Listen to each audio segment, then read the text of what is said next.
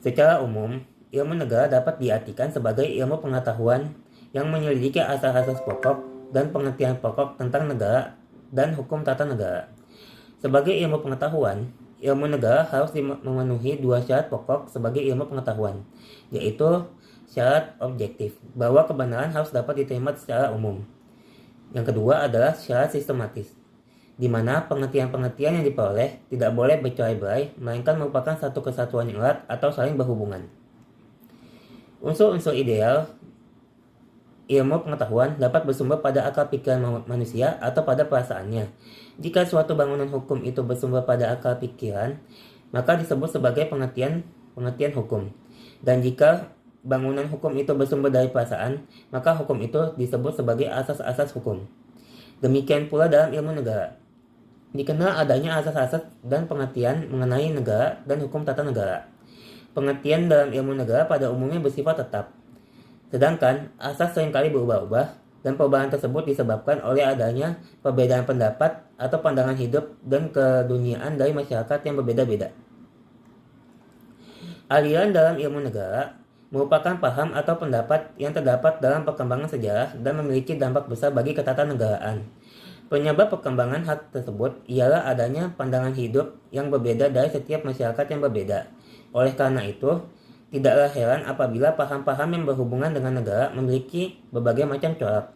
Pada hari ini, kita akan menjelaskan beberapa aliran tersebut yang banyak dikenal dan sangat berpengaruh bagi ketatanegaraan suatu negara pada masanya atau bahkan sampai sekarang. Selamat siang, nama saya Naila yang akan memberikan pembahasan pertama kita kali ini. 1. Sokrates, kurang lebih 470 sampai dengan 399 sebelum Masehi. Menurut Sokrates, negara bukanlah semata-mata merupakan suatu keharusan yang bersifat objektif, yang asal mulanya dari pemikiran manusia. Negara menciptakan hukum yang harus dilakukan oleh para pemimpin atau para penguasa yang dipilih oleh rakyat. Disinilah timbul pemikiran demokratis dari Sokrates. Ia selalu menolak dan menentang keras apa yang dianggapnya bertentangan dengan ajarannya, yaitu mentaati undang-undang. Sokrates meninggal karena dipaksa meminum racun, sebab dianggap merusak alam pikiran dengan kepandaian yang telah ada waktu itu, dengan tidak meninggalkan apa-apa, baik tulisan-tulisan yang telah dibukukan ataupun yang masih berupa tulisan tangan. Namun, Sokrates hidup terus dalam alam pemikirannya tentang negara dan hukum, terutama berkat muridnya yang termasyhur yaitu Plato. Karena Plato dalam buku-buku karangannya memberikan tempat utama bagi gurunya yaitu Sokrates. Dalam banyak hal, buku Plato bersifat tanya jawab, sedangkan jawaban-jawaban itu diutarakan menurut ajaran gurunya, Sokrates. Cara bekerja Sokrates yaitu dengan metode dialektis atau tanya jawab. Dengan itu Sokrates mencoba mencari pengertian-pengertian tertentu, yaitu mencari dasar-dasar hukum dan keadilan yang sejati, bersifat objektif, dan dapat dijalankan serta diterapkan kepada setiap manusia. Yang menurut pendapatnya di setiap hati kecil manusia terdapat rasa hukum dan keadilan. Bergemalah detak-detak kesucian, sebab setiap insan itu merupakan sebagian nur Tuhan yang maha pemurah, adil, dan penuh kasih sayang. Negara bukanlah suatu organisasi yang dibuat untuk manusia demi kepentingan pribadinya, melainkan negara itu suatu susunan yang objektif berdasarkan kepada sifat hakikat manusia, karena itu bertugas untuk menerapkan dan melaksanakan dan hukum-hukum objektif. Termuat keadilan bagi umum dan tidak hanya melayani kebutuhan para penguasa yang saling berganti-ganti orangnya. 2. Plato, 429 sampai dengan 347 sebelum Masehi. Ia dilahirkan di Athena, termasuk ke dalam keluarga bangsawan, serta mendapat pendidikan tinggi. Plato telah menulis dalam bukunya Politeia tentang bagaimanakah corak negara yang sebaiknya atau bentuk negara yang ideal.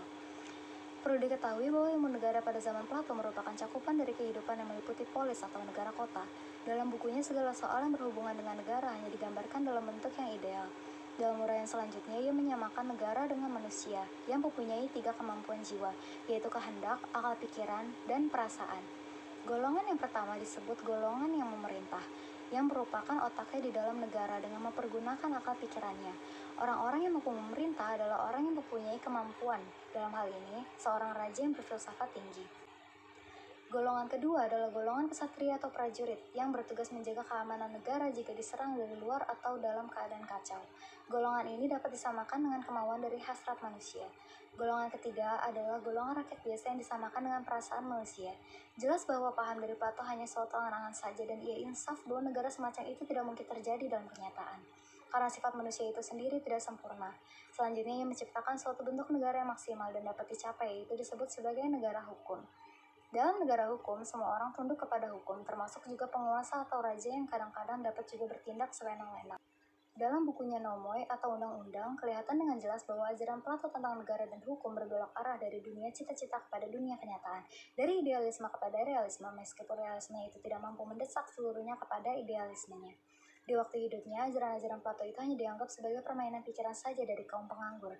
Tetapi di zaman-zaman kemudian, terlebih setelah meninggalnya Plato, ajaran-ajaran itu mempunyai nilai dan arti yang maha besar. Aristoteles 384 sampai dengan 322 sebelum Masehi. Aristoteles adalah murid Plato. Ia berasal dari kerajaan Macedonia dan datang ke Yunani waktu berusia 17 tahun untuk berguru kepada Plato. Aristoteles melanjutkan pemikiran idealisme Plato ke realisme. Oleh karena itu, filsafat Aristoteles adalah ajaran tentang kenyataan atau ontologi, yaitu cara berpikir yang realistis. Sehingga dengan demikian itulah ia dijuluki Bapak Ilmu Pengetahuan Empiris. Berlainan dengan Plato yang membagi dunia dua bagian, berdasarkan indilirnya, maka Aristoteles tidak mengakui perbedaan dua dunia ini. Ia hanya mengakui adanya satu dunia yang mempunyai proses, jadi tidak membedakan dunia cita dan dunia alam, tetapi pikirannya langsung ditujukan kepada kenyataan yang sebenarnya dengan melalui panca indera. Menurut Aristoteles, negara itu adalah gabungan keluarga sehingga menjadi kelompok yang besar. Kebahagiaan dalam negara akan tercapai bila terciptanya kebahagiaan individu atau perseorangan. Sebaliknya, bila manusia ingin bahagia, maka ia harus bernegara karena manusia saling membutuhkan satu dengan lainnya dalam kepentingan hidupnya. Aristoteles membedakan ke dalam 3 bentuk negara, yang kemudian jenis-jenis ini dibedakan lagi menjadi 2 berdasarkan sifatnya.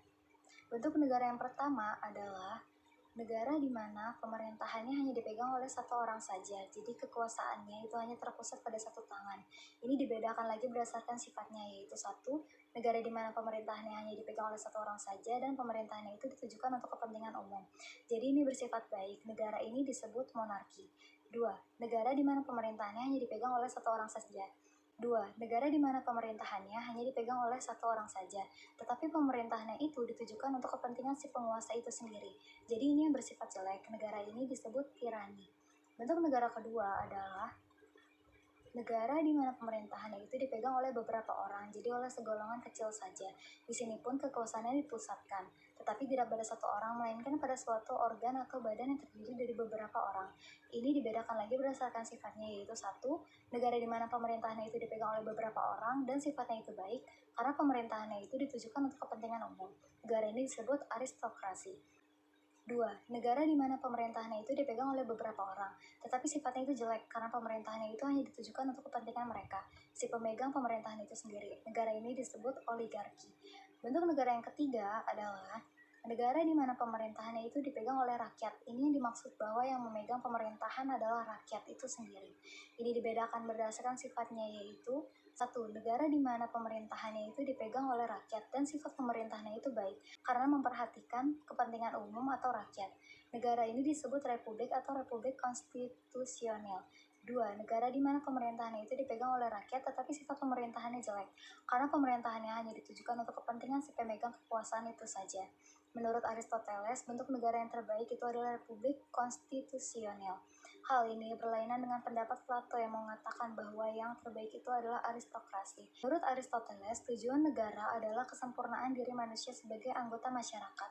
Sedangkan di sini yang diutamakan adalah masyarakat, sebab kebahagiaan manusia tergantung dari kebahagiaan masyarakat. Thomas Aquino tahun 1225 sampai 1274. Thomas Aquino merupakan pemikir yang banyak dipengaruhi oleh pandangan Aristoteles dan pemikiran hukumnya yang terkenal dengan pemikiran hukum alam Thomistik yang kemudian menjadi dasar bagi golongan Katolik Roma. Asas-asas hukum alam dibagi menjadi 2, yaitu Principia Prima atau asas-asas umum. Adalah asas-asas yang dimiliki oleh manusia sejak lahir berdasarkan rasio yang dimiliki. Asas-asas ini tidak berubah sepanjang waktu. Principia Secundaria, asas-asas yang diturunkan dari asas-asas umum. Asas ini diturunkan oleh rasio manusia dari Principia Prima. Karena merupakan tafsiran manusia, maka Principia Secundaria tidak berlaku dan berubah menurut waktu dan tempat. Sedangkan hukum dibagi menjadi 4, yaitu Lex Aeterna, hukum abadi, yaitu hukum Tuhan yang mengatur sesuai dengan kehendak dan tujuan Tuhan serta bersifat kekal dan menjadi sumber dari segala sumber hukum. Yang kedua, lex divina, hukum ketuhanan, merupakan sebagian kecil rasio Tuhan yang diwahyukan kepada manusia atau firman Tuhan. Hukum yang mengisi kekurangan-kekurangan daripada pikiran manusia dan memimpin manusia dalam wahyu-wahyu ke arah kesucian untuk hidup di alam baka dan dengan cara yang tidak mungkin salah. Wahyu-wahyu inilah yang akhirnya terhimpun dalam kitab-kitab suci. Lex naturalis atau hukum alam adalah sebagian dari lex Athena dan lex divina yang bisa ditangkap oleh rasio manusia. Manusia adalah sebagian makhluk yang berpikir, maka ia merupakan bagian daripadanya. Ini adalah merupakan hukum alam. Keempat, hukum positif merupakan hukum yang real dan berlaku di masyarakat. Hukum ini adalah pelaksanaan dari hukum alam oleh manusia yang disesuaikan dengan syarat-syarat khusus yang diperlukan untuk mengatur soal keduniawian di dalam negara. Negara, menurut Thomas Aquinas, bertujuan untuk memberikan kebahagiaan kepada manusia, yaitu untuk mencapai kesempurnaan abadi sesuai dengan syarat-syarat agama. Agar tujuan ini dicapai, diperlukan persatuan dan perdamaian yang dapat terwujud dalam kepemimpinan satu orang. Maka, bentuk negara yang sesuai adalah monarki. Kalau menurut Agustinus, antara gereja dan negara terpisah sama sekali, maka menurut Thomas Aquinas, negara berada di bawah gereja. Negara didukung dan dilindungi oleh gereja demi pencapaian Civitas Dei. Teori ini kemudian dikenal dengan istilah Twiswarden teori atau teori dua pedang. Satu pedang adalah satu pedang kerohanian dan pedang yang lain adalah pedang keduniawian. Menurut Paus kedua, pedang ini diberikan kepada Paus untuk melindungi agama. Kemudian Paus memberikan pedang duniawi kepada raja, sehingga kaisar kedudukan di bawah Paus. Namun, kaisar memiliki penafsirannya sendiri. Menurut kaisar, pedang itu diberikan secara langsung oleh Tuhan dan tidak dari gereja, sehingga kedudukan kaisar sejajar dengan Paus. Franz Oppenheimer lahir di pinggiran kota Berlin. Putra seorang rabi, karir pertamanya adalah bidang kedokteran yang ia pelajari di Universitas Freiburg dan Berlin. Ia menerima gelar MD di Berlin pada tahun 1885. Setelah ia berlatih kedokteran selama 1 dekade, minatnya berubah. Ia menjadi mahasiswa bidang politik dan ekonomi dan memperoleh gelar PhD di Universitas Kiel pada tahun 1908. Pada tahun 1909, ia menjadi dosen tetap di Universitas Berlin. Dan pada tahun 1919, ia pindah sebagai profesor penuh ekonomi dan sosiologi di Universitas Frankfurt. Oppenheimer memahami sosiologi sebagai ilmu perbandingan umum kehidupan kolektif dulu dan sekarang. Sosiologi berubah untuk menetapkan sosial dan hukum yang menjelaskan perubahan. Dia pada dasarnya tertarik di dinamika sosial, dan dia menggunakan model teoritis seperti statistika komparatif, proses kinetik, dan perubahan struktural. Untuk menjelaskan perubahan, dia menghubungkan teori sosiologisnya dengan psikologi dorongan manusia yang diuraikan oleh William Medogal dan dipengaruhi oleh teori-teori ekonomi seperti teori utilitas, Magenal Hermann Goosen, dan teorema Theodor van der Goltz bahwa eksodus pedesaan sesuai dengan proporsi lahan pertanian di perkebunan besar. Teori-teori ekonomi ini mempengaruhi serangan sentral Oppenheimer terhadap monopoli tanah, yang menghalangi akses ke tanah bebas sebagai properti yang bisa diterapkan. Penghapusan monopoli tanah tampak baginya sangat diperlukan untuk normal, dan dengan demikian hanya masyarakat. Ada tema-tema dalam sistem Oppenheimer yang diturunkan dari federalisme, Konstantin Franz dan Proudhon, Dan teori-teori antropologis si Bedil dan Cooper juga merupakan elemen-elemen dari sistem itu. Di dalam buku Die Sache mengatakan bahwa negara itu merupakan suatu alat dari golongan yang kuat untuk melaksanakan suatu tata tertib di masyarakat. Oleh golongan yang kuat tadi dilaksanakan kepada golongan yang lemah dengan maksud untuk menyusun dan membela kekuasaan dari golongan yang kuat tadi terhadap orang-orang yang baik dari dalam maupun luar, terutama dalam sistem ekonomi. Sedangkan tujuan terakhir dari semuanya adalah penghisapan ekonomis terhadap golongan yang lemah tadi oleh golongan yang kuat. Baik, nama saya Majid Fatih Al-Jamali. Saya ingin melanjutkan aliran dalam ilmu negara. Selanjutnya yaitu ada Cronenberg. R. Cronenberg atau Rolof Cronenberg lahir di Groningen 8 September 1880 dan meninggal di Den Haag 27 Desember 1956. Adalah seorang politikus, pengacara, dan profesor hukum tata negara Belanda. Awalnya, ia adalah anggota dari Vrijzinnig Democratische Bond. Tetapi kemudian ia bergabung dengan PVDA. Dia adalah presiden senat dari 1946 hingga 1951. Dia didahului oleh Willem Lodewijk de Vos van Steenwijk dan digantikan oleh rekan partainya Jan Annie Jonkman. Selama Perang Dunia Kedua dia ditahan oleh Nazi. Menurut Rolof Cronenberg, ilmu negara adalah ilmu tentang negara, di mana diadakan penyelidikan tentang sifat, hakikat, struktur, bentuk, asal mula, ciri-ciri, dan seluruh persoalan di sekitar negara. Baik, setelah Cronenberg di sini ada fasisme. Aliran fasisme adalah ideologi yang sangat berdasarkan kepada prinsip kepemimpinan dengan kekuatan otoritas absolut, di mana perintah atau keinginan pemimpin adalah hal yang harus dilaksanakan oleh setiap bawahannya, dan kepatuhan harus berlaku tanpa adanya pengecualian kepada setiap anggota.